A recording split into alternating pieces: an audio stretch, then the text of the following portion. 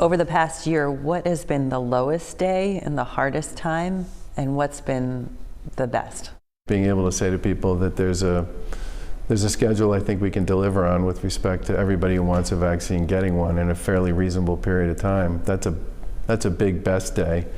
I think the lowest day, truthfully, would probably be the day when I figured out just how many people who went to that Biogen conference got infected, which would be just a little over a year ago from now, because it was at that point in time that I think I realized just how profoundly contagious this thing was and how little we knew about it. Governor Baker has faced some criticism for the state's vaccine rollout, but he stands by the administration's decision not to follow the mass vaccination plan that was developed after 9/11 and choose a different path. Do you regret not using every single board of health in every community in Massachusetts to distribute the vaccine?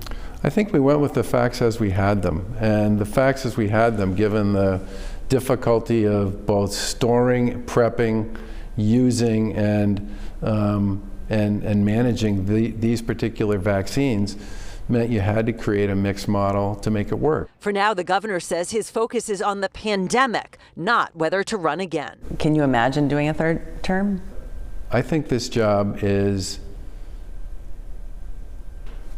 sort of the biggest, bestest, most important thing I've done in my life, and outside of getting married and raising 3 kids. And I'm incredibly grateful that the people in Massachusetts have given me this opportunity to do it for the past 6 years. But I'm not really thinking very much about anything other than just trying to get out, get as many people vaccinated as we can, do everything we can to continue to reduce the spread associated with COVID, and then work with people to try to rebuild our economy and get people who want to get back to work, back to work.